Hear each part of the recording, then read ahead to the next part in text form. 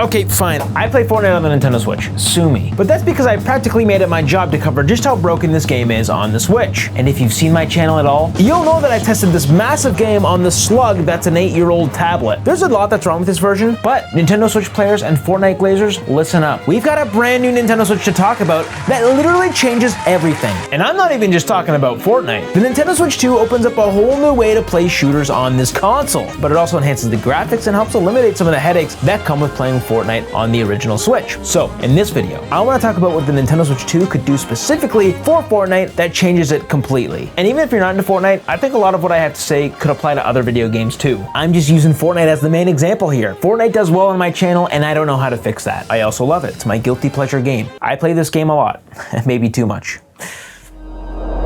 I'm dead inside. Now, if you've played Fortnite at all, you probably know it's become a lot more than just the Battle Royale mode. They've expanded this game much more than anyone could have possibly imagined when it first dropped on the Switch. They've added a spiritual successor to Guitar Hero and Rock Band, a full-on racing mode, and an entire LEGO survival game, all on the Nintendo Switch. And that's not even everything. And they've even added first-person shooters, OG mode, and LEGO GTA before GTA 6. There's just so much crammed into Fortnite now, and if you've played it on the Switch, or have seen any of my videos, ayo, you already know the Switch literally can't take much more. I'm honestly surprised that some of these modes even run on this poor guy. And while technically, yes, they can run, that doesn't necessarily mean they run well, or even in some cases at all, because there's a handful of these modes that are just borderline unplayable. And that's what I want to talk about. The Switch 2 has so much updates to the hardware that it could literally change the way console gamers play. So let's talk about each mode and how the Nintendo Switch 2 could change or flat out fix them, or add the ones that are missing completely, because yes, there are some. Starting with Battle Royale, and this includes OG Fortnite, Reload, and pretty much all the third-person shooter modes. But first, let me just set the stage with what we had on the Switch 1. There's just so much wrong with this version. Also, check it out. Jake the Dogs in Fortnite. How is this even a game? On the Switch, Battle Royale is a chore. It's brutal. It functions, but barely. There are just things that the hardware can't keep up with, like the fact that assets often load in long after you've already landed on the map. And while they're loading in, you get a lovely tour of a world of low-poly models, which makes landing after jumping out of the battle bus pretty confusing. Where am I even supposed to go if it's not loaded in yet? Even basic textures on models look just completely broken. And because it takes so long for the Switch to load all of this, the game hitches constantly while it tries to comprehend the map and everything else. The Switch 1 is just not good at handling big open world maps. Like, there are also basic things that just never load in during gameplay, like enemy player skins. If they're not on your team, the game refuses to load them. Why does everyone look so poor all of a sudden? You're telling me I spent V-Bucks on Jake the Dog and nobody on Switch even sees it? Is this a joke? Even when the game starts, you might spawn in as a default for a few seconds. But those are just cosmetic issues. The gameplay is where things really start to fall apart on the Switch 1. It's kind of crazy I get to call the Switch 1 now, not just the Nintendo Switch. First off, and probably the biggest issue, is the frame rate. The game runs at 30 frames per second, if you're lucky. And yeah, that's absolutely not ideal for a shooter, but it's especially awful because of how much it can chug. During heated battles, when everything is happening at once, it can really start to slow down. And that's not great when you're trying to crank 90s or even just aim. But don't fear, because we're finally going to bring up the Switch 2, my beloved. First of all, we finally got some gameplay of this version in the Nintendo Direct. Now, at the moment, we only see a few seconds of footage, but even from that tiny clip, we can actually pull a lot more detail than you might realize. And when you combine that with what we know about the Switch 2's hardware, we can already get a pretty good idea of how well this game is going to run. Just in its tiny gameplay snippet, they show off a bunch of major improvements. First off, and probably the biggest deal, is that Fortnite now runs at 60 frames per second minimum. This clip looks so smooth, and it instantly shows just how clean the experience is going to be. But it's not just a smooth frame rate. There's a lot more to be excited about. The very first shot is a squad gliding down, and from that alone, we can already tell the difference. No more low poly trees. The resolution is much crisper overall, and even the lighting and shadows are completely overhauled. Just look at how sharp and beautiful those shadows are. I love them. I love the shadows. But seriously, when you look at the footage and compare it side by side with the Switch 1 version, it makes me tear up a little. And it gets even better. If the Switch 2 really does perform roughly on par with, or maybe even a little better than the Xbox Series S, which it sounds like it's going to, then we might be looking at two new options that Switch players never had before. A full-on graphics mode with enhanced lighting and effects, or a performance mode that runs at 120 FPS with slightly lower resolution and textures. But still, 120 FPS, that's crazy. Yes, you heard that right. I'm predicting that Fortnite could possibly hit 120 frames per second on the Switch 2. The Series S can do it, and the Switch 2 has the screen and the horsepower to potentially hit that target. it's not out of the realm of possibility. And if you're someone who prefers the game to look prettier, I'd imagine you'd be able to toggle into graphics mode, capped at a stable 60 frames per second with better lighting and shadows. And while improved visuals and performance are already a massive win, I still don't think that that's where the Switch 2 is going to enhance Fortnite the most. We have to talk about the Switch 2's mouse capabilities, because now with the Switch 2, you can place the Joy-Con on the side and use it like a mouse. This changes console gaming completely. And yeah, sure, you can technically connect a keyboard and mouse to an Xbox or PS5, but nobody actually does that. Console gaming has always been about sitting on the couch, kicking back with a controller, and not sitting at a desk like a PC Master Race goblin. And I get it, mouse gaming is way more precise, but now with the Switch 2 having the new mouse-like control mechanic, it completely opens up what's possible with aiming and controls on console. With the Joy-Con in this setup, you can use it like a mouse on your lap or a couch surface. And that makes precise aiming way easier than even a high-end controller. I mean, I guess that's debatable, but still, it's nice to have. The crazy thing is that Switch 1 players have always had a disadvantage. The Joy-Cons, especially in handheld mode, are just rough to use. The tiny sticks make even basic aiming feel clunky, and it's a struggle. There are even theories that Fortnite uses separate lobbies for Switch players just to keep all the equally disadvantaged players together, because everyone's dealing with the same controller struggle. But now with the Switch 2, it might be the complete opposite. Not only will players finally have a version of Fortnite that actually runs properly, with improved gameplay, graphics, and performance, but the new mouse mode might actually give the Switch 2 players a competitive edge over the other console players, which is just wild to think about. Suddenly, the controls on Switch could rival PC-level precision. I'm not gonna say it'll outclass a $2,000 gaming rig, but it closes the gap. Just think about how much easier it'll be to aim precisely, build faster, and finally see the game running the way it was meant to. It's going to be insane, but that's just Battle Royale modes, ladies and gentlemen. We still have other Fortnite experiences that could easily benefit from the Switch 2's upgraded hardware, like creator maps. Fortnite has had these creator maps for a while now, where any player can just make their own game and share it. And the state of these maps on the Switch 1 are a complete hit or miss. Sometimes they run totally fine, and other times the Switch is practically begging me to turn it off. It's simply impossible to properly optimize every single map for the original Switch. So what usually happens when a map is too CPU heavy is the Switch starts scaling down the resolution just to keep things playable. That's called dynamic resolution scaling. And while it technically works, it makes the game look like it's running at 1p. Thankfully on the Switch 2, that kind of extreme scaling won't be necessary anymore. Creator maps should just run like normal. And that's honestly the most I can think about with creative maps. I'm sure you could use the mouse mode in there somewhere, I just don't play that many of them. But I gotta talk about my favorite mode in Fortnite, and that's Fortnite Festival. The game is so much fun. I was always a Rock Band kid growing up, and this scratches the same itch. But the Switch 1 version is missing a ton of features, which makes it inferior to other consoles. Let's get the obvious one out of the way. This is a rhythm game where you need precise timing, and the Switch 1 version can't even do that. First off, it runs at 30 frames per second, sometimes. But if you're playing a really intense song with a bunch of notes flying at you, the frame rate chugs hard, and all the timing gets thrown off. Sometimes it's so bad that it's basically unplayable. So obviously, with the jack to power of the Switch 2, this should be finally smooth and a consistent 60 frames per second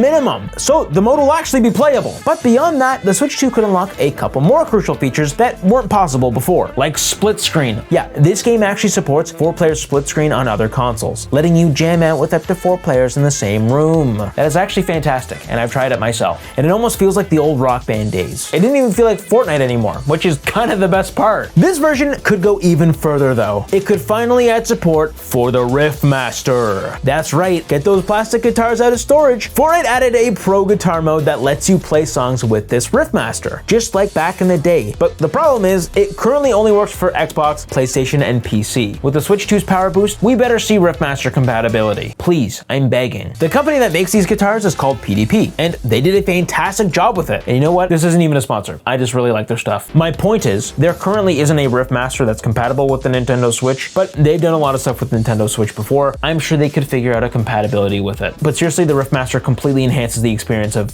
Festival mode. I'll link it in the description below. Fine, you made me. I just want more people to buy it. I need a drum kit, please. Now we gotta talk about the racing mode. It seems like this mode is kind of just dead. Like Fortnite clearly isn't supporting it the same way they are with some of the other modes. But regardless, I absolutely love it. Dare I say, it's one of my favorite racing games out there when it comes to the mechanics and overall gameplay enjoyment. But anyways, the biggest problem with this game on Switch 1 is that the resolution is lower than my height. That's low. Not only that, but the frame rate tanks constantly. The textures are ultra low quality, and it's actually hard to see the road railroad ahead of you, which kind of matters in a racing game. This mode looks fantastic on current gen consoles, and I think if you combine the Switch 2's upgraded visuals with split screen mode, this guy actually brings some hype back to it. But what about these little cute little Lego guys? All right, you know the drill by now. The Switch 1 version of Lego Fortnite looks and runs horrible. There are missing and low quality assets compared to the current gen consoles. The same low poly models show up if you're not standing right next to them, and the frame rate is extremely choppy, especially during combat, building, and exploration, which is the entire game. And with this new Fortnite Odyssey update, it's even worse. The game is playable, but it's clearly downgraded next to other versions. And yeah, the Switch 2 can absolutely fix most of that, but I think there's something else that could make this even better. Mouse mode, ladies and gentlemen. Since this is a full-on survival game, there's a lot to keep track of. Your gear, crafting, resources, inventory, and managing all of that with regular console controls can be a total slog. But if they added the mouse mode, it would help streamline it. Just using the Joy-Con as a pointer could make inventory management way easier. It would turn mundane, clunky menu navigation into a quick and simple task. And the transition between analog stick and mouse mode is so seamless. It just makes sense. You glide from stick to pointer without even thinking. This has to happen. And also, in our little clip from the Nintendo Direct, we saw Lego Fortnite being played, and it looks great. Look at this. The lighting is insane. And while we're on the topic of Lego,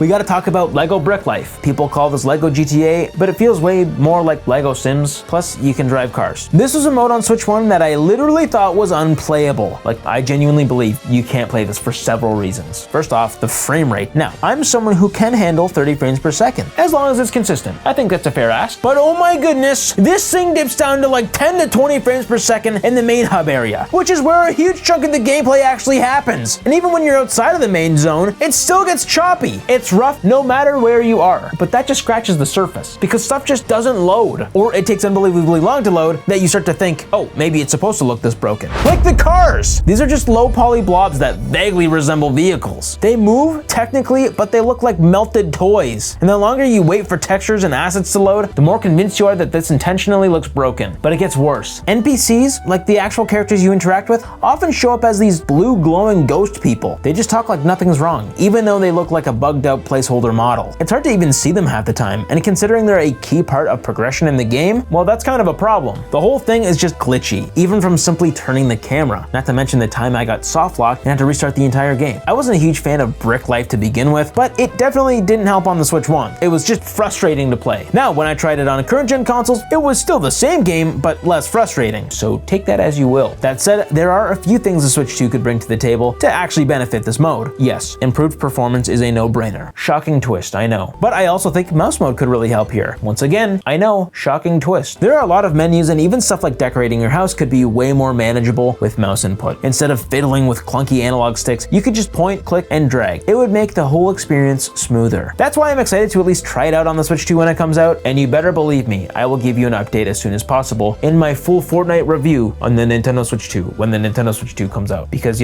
I'm actually shooting this before it comes out. It might sound like I played this version on the Switch 2. This is all speculation. So please, if you like more Switch 2 content, I have so much of it, so please subscribe. Also, I have a memberships thing, and please become a member to support me, get so much exclusive content. It will also help me actually afford the Switch 2. You get your name at the end of a video. That's all I can say, please. Thank you. But Lego isn't the only crossover in Fortnite. Remember that little game called Fall Guys? Yeah, they're in Fortnite too. Mostly just playable through creator maps though. There's not much the Switch 2 can really do to enhance this, aside from the usual boost to graphics and performance. Okay, moving on. Now, there's one mode that's really intriguing, and that's the newer first-person shooter mode in Fortnite called Ballistic. This isn't just your classic battle royale. It's literally a 5v5 shooter. Very similar to Call of Duty games, or at least I think. I don't really play Call of Duty, but I know that this one's trying to be like that. And if you've kept up with Switch 2 news, you probably know that Call of Duty is eventually going to come to the console, thanks to a 10-year contract signed between the console daddies. So yes, it's inevitable that we start seeing more first-person shooters hit the platform, which is perfect for the Switch 2. Now, when I played Ballistic on Switch 1, I had quite a few issues. Obviously, the frame rate made this fast-paced, high-reflex shooter feel a lot more slow, but even worse, the aiming felt incredibly difficult on the Joy-Con, and even the gyro aiming, which usually helps in Battle Royale mode. It just didn't feel right here. Maybe I just suck at this mode, which is entirely possible, but it genuinely felt worse than Battle Royale when it comes to the controls and responsiveness. On top of that, because of how this game mode is structured, there are a lot of loading screens. That's just how it is. Current-gen consoles can handle them fine, but the Switch 1,